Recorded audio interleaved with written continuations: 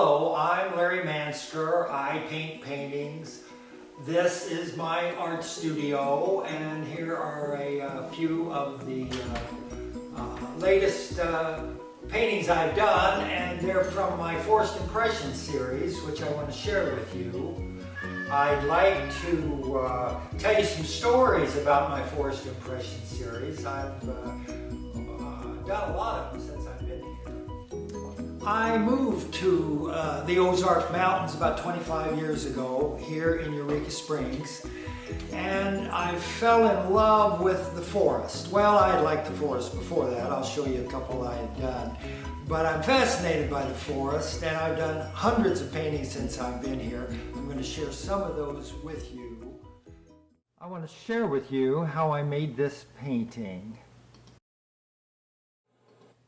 Different artists have different approaches when they do their paintings. This is the one that works for me. An exciting view and composition is the first step to a successful forest painting. Rarely do I find this in one view. Most of my compositions are made up from several different sources, mainly photographs. Then I draw a simple sketch to establish the main shapes of the painting. I try to work on a lot of paintings at one time. That way I can let the oil paint dry between applications of paint, and I can mix a large amount of paint from my underpaintings. This process saves me a lot of time. Here I try to establish my main colors and let the thin paint create its own interesting pattern. These designs I will try to utilize in my finished art. This is step 1 of the underpainting. Step 2 is to draw your big shapes and paint in your main colors. Step 3, start detailing. Now, with your small brushes, concentrate on the sparkling highlights and deepest shadows. Just before you think you're finished, stop painting. You're probably finished. Now, let's look at another Forced Impressions painting in the process of being created. One of the techniques I like to use in painting is keeping the center more active than the edges. That's called center of interest. And as you move out to the edges of the painting, they get quieter.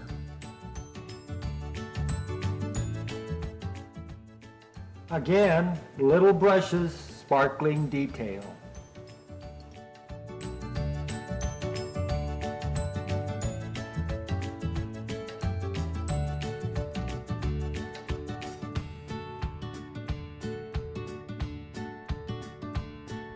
Now I'd like to show you how I do big paintings, real big paintings. This was a 40-foot mural that I did for the Northwest Arkansas Children's Shelter just out of Bentonville a few years ago. And I put the process in a book, and then I'll show you the pages of the book, and so you'll see how it was done. Now, it's the same process, just on a much, much larger scale than one I just showed you. This is a photograph of the finished painting in the cafeteria of the children's shelter, and you'll notice there's a sculpture of a tree which an artist had made, and I painted similar trees so that the whole mural would work together. I originally heard about the people wanting a mural, so I made a proposal, and my proposal was I thought it should be of the woods with lots and lots of little animals running around.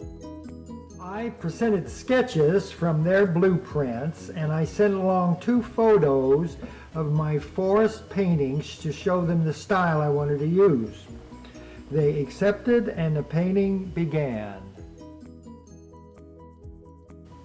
I attach my 10-foot high canvas to wooden stretchers, and then I get out my big brushes.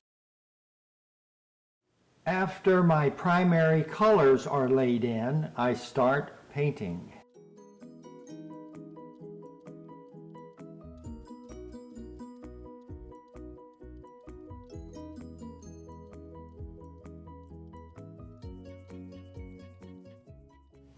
The left side is finished. The right side is finished. Forests should have animals in them, so I put 40 animals in this mural, big ones and small ones.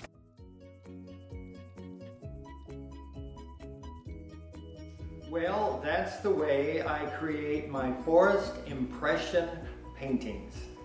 And in my next video, I would like to share some of those paintings with you that I've done over the years.